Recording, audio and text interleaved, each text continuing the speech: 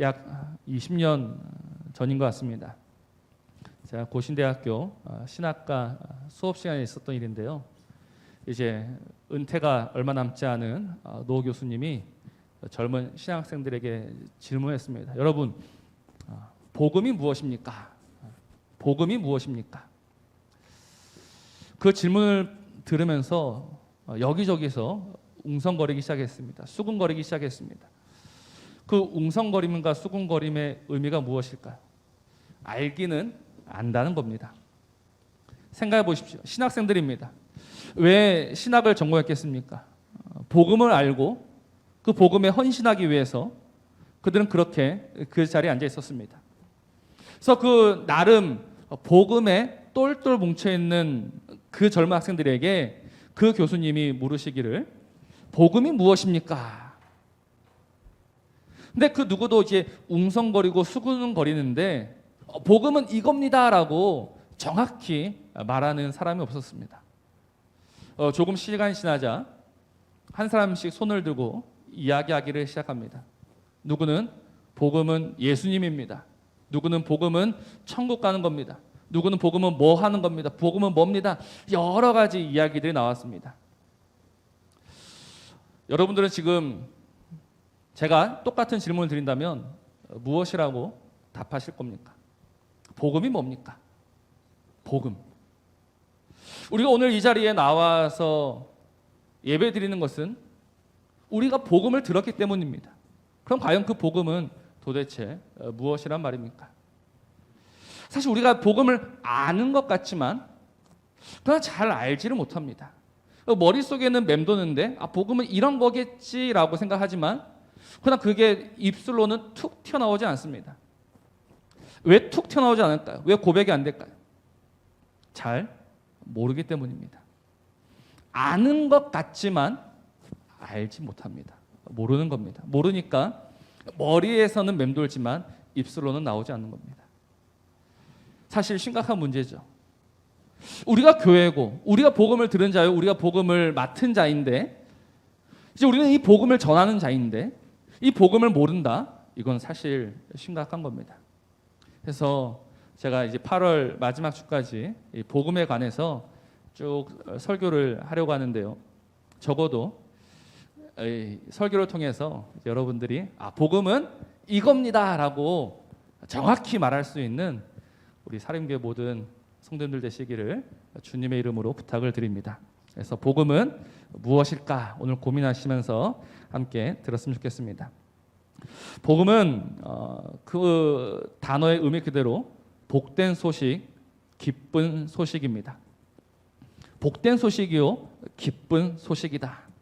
그런데 이 복음이라는 단어의 의미를 우리가 조금 더 깊이 알 필요가 있는데요.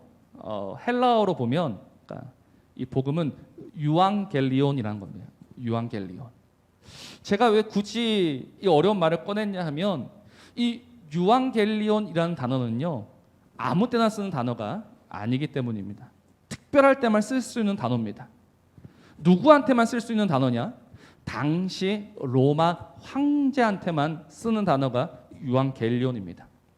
그래서 성경에서 우리가 복음이라는 단어가 많이 나오는데 이 복음이라는 단어는요 사실 이 성경을 받는 사람들한테는 굉장히 충격적인 이야기입니다. 왜냐하면 황제한테만 쓸 수 있는 단어가 쓰였기 때문입니다. 그래서 이 단어의 의미를 우리가 좀 재밌게 한번 살펴보려면 우리가 로마 역사도 한번 생각해 봐야 합니다. 그래서 우리가 로마 역사를 뭐 자세히 알 수는 없지만 잠시 한번 들어주시면 좋겠습니다. 혹시 로마의 카이사르 또는 시저라고 아실 겁니다. 로마의 1인자였죠. 황제는 아니지만 황제에 버금가는 인물이었습니다.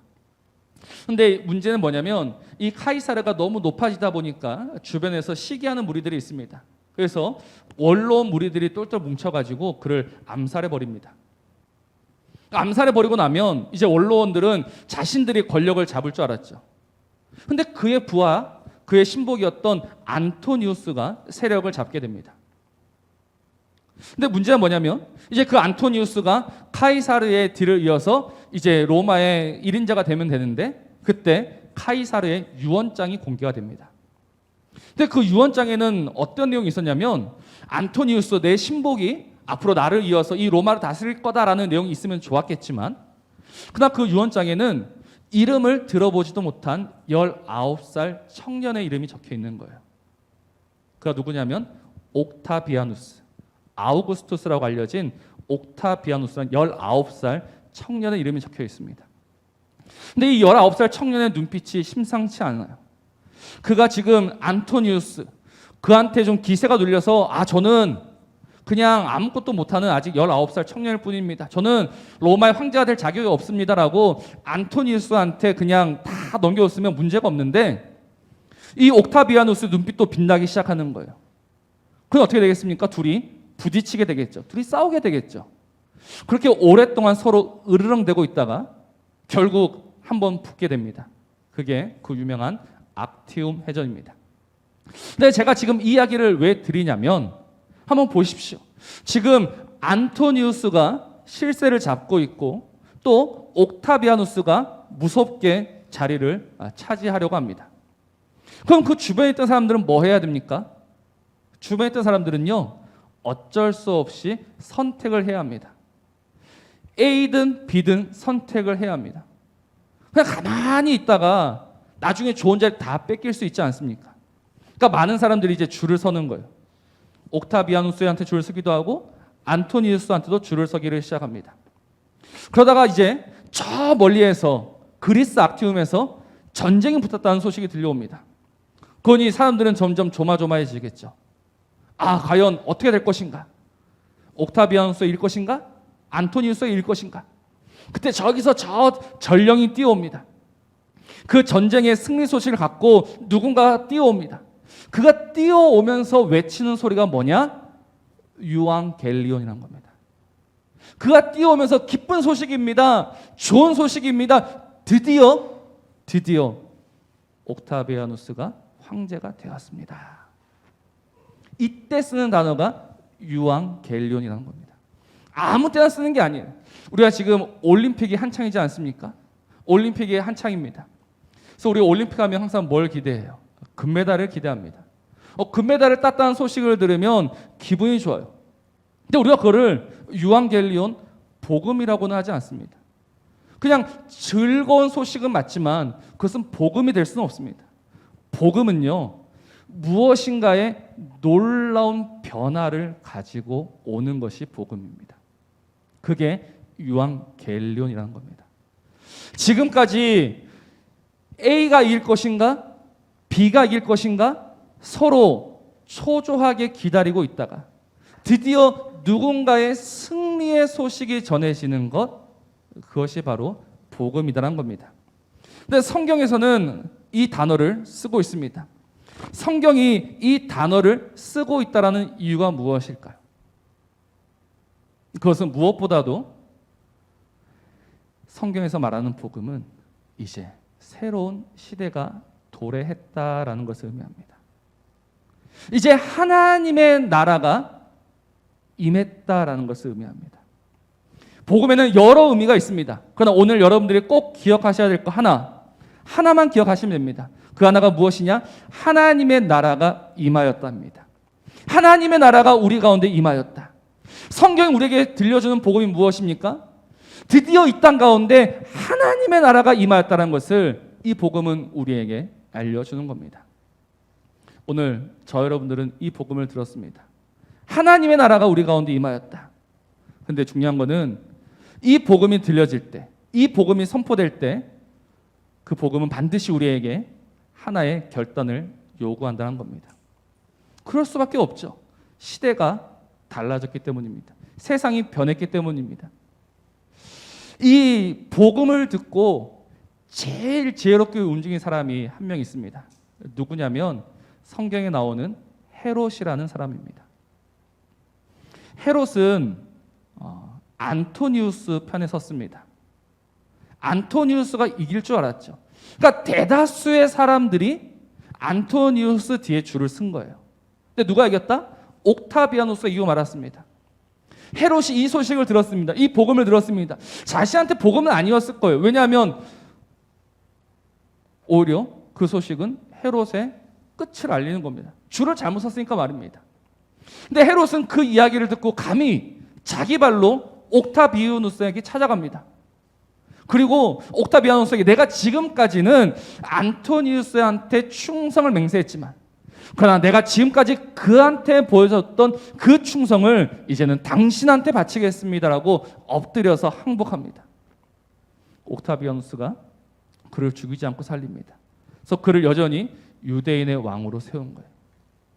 그래서 저는 이 헤롯을 보면서 복음은 오늘 우리에게 들린 이 기쁜 소식은 반드시 우리에게 어떤 결단을 요구한다는 것을 알게 됐습니다. 어떤 결단이냐? 나라를 바꿀 것이냐? 나라를 바꾸지 않을 것이냐라는 겁니다.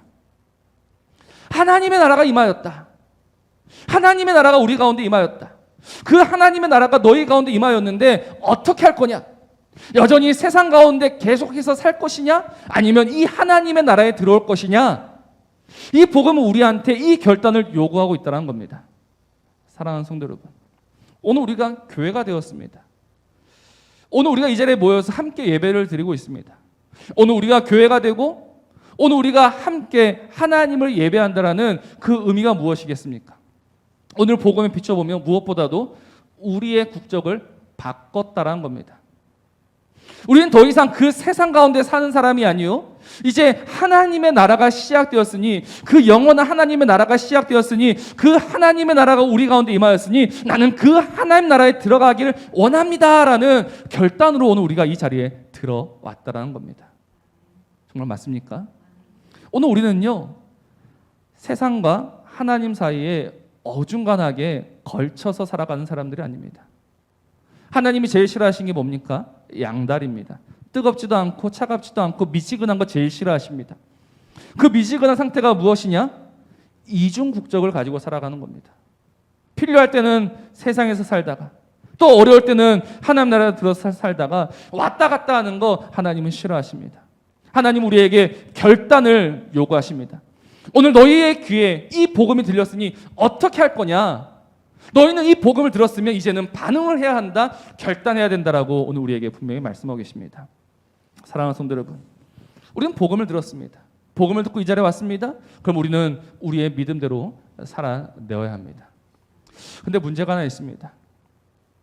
그것이 무엇이냐면 우리가 복음을 듣고 교회에 들어왔는데, 이제 하나님 나라에 들어왔는데 여전히 저 세상이 좋아 보인다는 겁니다. 우리가 롯의 아내를 알고 있지 않습니까? 소돔과 고모라에서 하나님의 은혜로 정말 극적으로 건짐을 받은 여인입니다. 그래서 하나님께서 명하신 곳으로 그냥 앞만 보고 뛰어가면 됩니다. 근데 어떻게 합니까? 뒤돌아봅니다. 뒤돌아보다가 소금 기둥이 되었습니다. 오늘 우리 한국교회가 정말 이렇게 롯의 아내처럼 살아가고 있지는 않습니까? 우리가 복음을 듣고 이 복음 안에서 정말 이제 하나님의 능력으로 살아가기를 원합니다, 결단합니다라고 이 자리에 들어왔지만 오늘 우리의 눈과 우리의 시선은 어디를 향해 있냐는 겁니다. 오늘도 저 세상을 바라보고 있지는 않습니까? 오늘도 저 세상에 다 마음 뺏기고 있지는 않습니까? 성경을 보십시오. 성경을 보니까 정말 이 교회가 되었다가 세상으로 돌아간 자들이 있다라고 합니다. 없을 수가 없습니다. 오늘도 수많은 사람들이 돌아가고 있습니다. 성경에만 그렇습니까? 우리 주변은 어떻습니까? 어떤 집사님을 알고 있습니다. 이 집사님이 원래는 불교였었는데 전도를 받아서 교회에 들어왔습니다. 교회에 들어와서 집사의 직분까지 받았습니다. 근데 집사의 직분을 받고 나니까 이제 본인이 생각하기에 너무 안 좋은 일이 많이 생긴다는 겁니다. 그래서 어떻게 했느냐? 돌아가야 되겠다. 그래서 불교로 돌아갔습니다. 불교로 돌아간 그분을 우연히 만나게 되었습니다. 그럼 그분이 뭐라고 할까요? 제가 불교로 돌아갔더니 더 어려워졌습니다. 더 망했습니다라는 그런 간증이 나오면 좋겠지만 그분이 하신 이야기가 뭐냐면 여기 와서 다시 불교로 돌아와서 대박 났다는 겁니다. 남편 사업도 대박이 나고 자녀들도 다시 안정적으로 자라가고 우리 가정이 너무 좋아졌다. 참 돌아가길 잘했다라는 이야기였습니다. 그 이야기를 듣노라면 우리의 마음은 또 무너집니다. 꼭 다시 돌아가야 할 것 같습니다. 다시 세상으로 가야 할 것 같습니다. 이 나라에 머물러 있다가는 죽을 것 같습니다. 그래서 우리는 오늘도 갈팡질팡하고 있지 않습니까? 몸은 이 자리에 앉아 있지만 우리의 눈은 여전히 저 세상을 바라보고 있지 않습니까? 누가 그러시더라고요. 교회가 세상과 다른 길을 가야 하나 교회가 어느새 세상과 같은 길을 가고 있다. 근데 같은 길을 가고 있는데 같은 길을 가자니 쪽팔려서 조금 늦게 가고 있다라고 말을 하시더라고요. 그 말이 참 마음에 와닿았습니다. 교회는 세상과 다른 길을 가야 합니다. 왜냐하면 나라가 달라졌지 않습니까? 세상의 나라가 있고 하나님 나라가 있는데 우리가 하나님 나라에 들어왔습니다. 그러면 하나님 나라의 길을 가야 하는데 우리는 세상의 길을 가고 있습니다. 근데 세상의 길을 그대로 가자니 창피하니까 조금 늦게 한 걸음 뒤에서 두 걸음 뒤에서 세상을 쫓아가는 교회가 되고 있다는 겁니다. 그러니 그 교회가 어떻게 되겠습니까? 그 교회 어떻게 하나님의 능력이 있고 어떻게 하나님의 지혜가 있을 수 있습니까? 그 교회가 어떻게 복음에 충만한 교회, 복음에 충성된 교회를 할 수 있겠습니까?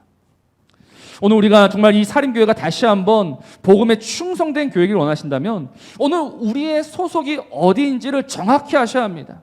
오늘 내가 속한 나라가 어디인지를 정확히 하셔야 합니다. 어중간하게 걸쳐있는 것이 아니라 나는 이제 하나님 나라에 속한 자요, 나는 하나님 나라에 들어왔으니 하나님 나라의 길을 걷겠다라는 분명한 고백과 결단이 저와 여러분에게 있어야 하는 겁니다. 오늘 이 고백으로 살아가는 우리 사림교회 되시기를 주님의 이름으로 부탁을 드립니다. 그럼 보십시오. 오늘 우리가 이 복음을 듣고 이 결단을 하게 된 그 원인, 그 이유는 무엇입니까? 오늘 고린도전서 말씀을 보면요, 우리의 지혜가 아니다라고 합니다.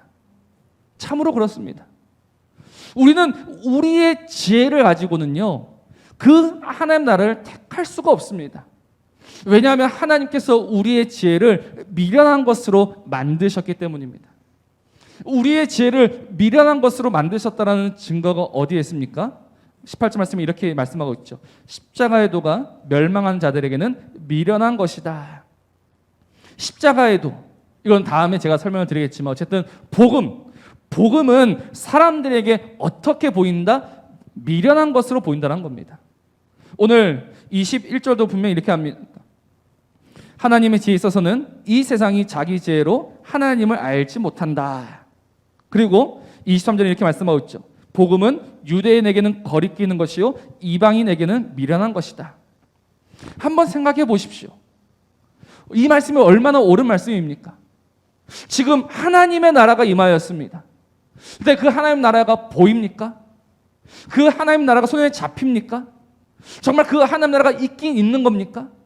그러니까 사람들이 자신의 지혜로 이리 보고 저리 보고 다 뜯어보고 살펴본 그 결과가 뭐냐면 미련한 것이라는 겁니다. 거들떠볼 가치가 없다는 겁니다. 그래서 늘 이방인들에게는 미련한 것, 비웃음 살만한 것, 그것이 무엇이냐? 하나님 나라의 정체라는 겁니다. 근데 우리가 보기에 그 하나님 나라가 좋아 보이고 그 하나님 나라가 기다려지고 그 하나님 나라를 택할 수 있는 이유는 어디에 있느냐? 오늘 18절 말씀 보니까 구원을 받는 우리에게는 하나님의 능력이라. 오늘 우리가 우리 지혜를 가지고 택한 것이 아니라 하나님의 능력으로 말미암아, 하나님의 지혜로 말미암아, 하나님의 은혜로 말미암아 우리가 그 하나님 나라를 택할 수 있었다는 겁니다. 이게 얼마나 감사한 건지 모릅니다. 우리의 지혜를 가지고는 결코 이 나라를 택할 수 없지만, 그래서 결국은 멸망당할 그들 속에 섞여 있을 수밖에 없지만 하나님이 그 지혜로, 그 은혜로 우리의 눈을 여시고 우리의 마음을 열어 그 나라를 보여주신 겁니다. 그러니 교회가 정말 이 하나님 나라에 속한 자로 살아가기를 원한다면 무엇을 기도하고 무엇을 구해야 하는가? 무엇보다도 늘 하나님 나라를 갈망해야 합니다. 오늘 우리의 소원이 무엇이 되어야 하는가? 하나님 나라입니다. 주님께서 말씀하시지 않습니까? 너희는 먼저 그의 나라와 그의 의를 구하라. 오늘 우리가 정말 이 복음을 안다면, 하나님 나라를 안다면 우리는 무엇보다도 그 하나님 나라 보기를 갈망하면서 살아가야 합니다. 세상은 이런 우리를 내버려 두지 않습니다. 마태복음 13장 말씀은요, 굉장히 유명한 말씀입니다. 마태복음 13장은요, 우리가 잘 알고 있는 씨 뿌리는 비유도 나오고 밭에 감추인 보화 이야기도 나옵니다. 그 7가지 비유 이야기가 나오는데요, 7가지 비유 이야기는 한 가지를 보여줍니다. 그 한 가지가 뭐냐면 천국입니다. 천국. 근데 우리가 이 천국에 대해서 오해를 하고 있는데요, 천국은 죽으면 가는 곳이 아닙니다. 성경에서 천국이라고 말할 때마다 내가 죽으면 가는 곳이 천국이구나, 그거는 정말 잘못된 생각입니다. 천국은 어느 나라입니까? 천국은 문자 그대로는 하늘나라겠죠. 그러나 하늘나라가 아니라 정확히 이야기하면 하나님 나라입니다. 그래서 마태복음 13장에서 천국 비유라고 할 때 하나님 나라를 보여준 비유입니다. 근데 그 첫 번째 비유를 아십니까? 씨 뿌리는 비유입니다. 씨 뿌리는 비유는요, 우리가 잘 알고 있죠. 근데 오해합니다. 어떻게 오해하느냐? 우리의 마음밭이 좋은 밭이 되어야 되겠다. 근데 그거는 천국하고는 상관이 없지 않습니까? 하나님 나라하고는 상관이 없지 않습니까? 그 비유가 보여준 핵심이 무엇이냐면, 오늘 우리의 마음속에 하나님이 하나님의 말씀을 주심으로 우리 가운데 하나님의 나라가 임했다라는 것을 보여줍니다. 근데 이 하나님의 나라가 임했는데 그 모든 하나님의 나라가 열매 맺는 나라, 풍성한 나라가 되느냐? 아니라는 거죠. 그 나라를 빼앗기는 자가 있고, 그 나라를 잃어버리는 자가 있고, 그 나라가 다 사라지는 나라가 있다는 겁니다. 하나님은 오늘 우리 가운데 천국을 주셨는데 그 천국을 지켜내지 못하는 자들이 있다는 것을 그 비유는 우리한테 말씀하고 있는 겁니다. 그들이 누구겠습니까? 바로 지금 저와 여러분이라는 겁니다. 우리는 우리 안에 주어진 그 놀라운 천국을 지켜내지 못하고 오늘도 속수무책으로 다 빼앗기고 있습니다. 사탄의 별명이 뭐라고 했습니까? 거짓의 아비라고 했습니다. 그 거짓의 아비는요, 오늘도 우리의 마음과 우리의 생각에 틈타고 들어와서 우리 안에 있는 이 놀라운 하나님 나라를 다 빼앗아가고 있다는 겁니다. 그리고 뭐만 남겨둡니까? 껍데기만 남겨두는 거예요. 껍데기는 남아 있습니다. 껍데기는 남아 있으나 그 안에 복음의 능력은 다 사라지고 없습니다. 어떻게 해야 합니까? 방법은 다른 방법이 아닙니다. 계속해서 이 복음을 듣고 또 들어야 합니다. 로마서 1장 15절 말씀을 보면요, 바울이 왜 로마에 가는지 이유를 밝힙니다. 바울이 왜 로마로 갔느냐? 복음 전하러 간다라고 합니다. 그런데 약간 웃기죠? 로마에 보내는 편지에서 밝히고 있는 내용입니다. 그 로마에 보낸 편지는 누구한테 보낸 편지냐? 로마에 있는 교회에 보낸 편지입니다. 근데 그 교회에 편지하면서 내가 너희들한테 가는 거는 복음 전하러 간다라고 합니다. 교회에 가는 이유가 복음 전하러 가는 겁니다. 교회 왜 가느냐? 복음 전하러 가는 겁니다. 왜요? 교회지만 복음은 다 빼앗겼기 때문에요. 다 잠들어 있고, 다 병들어 있고, 다 쓰러져 있는 그 교회를 바라보면서 바울은 다시 복음 전하러 간다라고 합니다. 오늘 우리한테 하는 이야기입니다. 이 자리에 앉아있다라고 해서 다 하나님 나라에 들어간 것이 아닙니다. 하나님 나라에 속한 자는요, 복음을 듣고 결단한 자입니다. 결단한 것을 지켜내는 자입니다. 오늘도 수많은 유혹 속에서, 수많은 위협 속에서 이 복음을 지켜낸 자, 오늘도 그 복음을 바라보는 자, 오늘도 그 복음을 듣는 자, 다시 한번 그 하나님 나라에 내 마음을 두는 자. 제가 아까 헤롯 이야기를 왜 했겠습니까? 헤롯은 자신에게 주어진 그 시간 얼마였냐면 2년이었습니다. 저 악티움이란 곳에서 전쟁을 하고 로마까지 돌아오는데 약 2년이 걸렸다고 합니다. 그 2년 동안 그는 가만히 앉아 있었으면 죽었을 겁니다. 그러나 그 2년 동안 그는 결단했습니다. 그래서 살았습니다. 마찬가지입니다. 오늘 하나님 나라가 임하였다는 소식이 들렸습니다. 그리고 그 하나님 나라는 반드시 눈에 보이는 나라로 이 땅 가운데 임할 것입니다. 우리에게는 지금 이 2년이라는 시간이 주어졌을 뿐입니다. 이 2년이라는 시간 동안 누군가는 코웃음 치고 있을 것이고 누구는 비웃고 있을 것이고 누구는 거들떠보지도 않고 있을 것인데, 그러나 그 시간 동안, 우리 주님 다시 오실 그 시간 동안, 나에게 얼마 남지 않은 이 시간 속에서 다시 주님을 바라보며 다시 복음을 들으며 다시 하나님 나라에 속하기를 갈망하는 자들이 저와 여러분이 되어야 한다는 겁니다. 정말 오늘 우리의 소원이 좀 바뀌었으면 좋겠습니다. 우리의 바람이 좀 바뀌었으면 좋겠습니다. 우리의 소원이 잘 먹고 잘 사는 거다라고 한다면 우리는 복음을 모르는 자입니다. 잘 먹고 잘 살기를 바라는 것은요, 세상에 속한 자들이 하는 겁니다. 그들은 언제나 형통을 꿈꾸죠. 그들은 언제나 부자 되기를 원합니다. 그들은 언제나 높은 곳에 올라가기를 원합니다.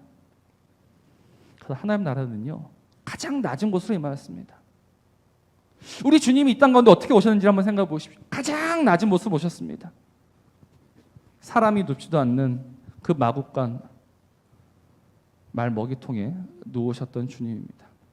인자의 온 것은 섬김을 받으려 함이 아니라 도리어 섬기려 하고 자기 목숨을 많은 사람의 대속물로 주려 함이니라. 하나님 나라는 오늘 이 가장 낮은 곳에 있습니다. 하나님 나라는요, 가장 숨겨진 곳에 있습니다.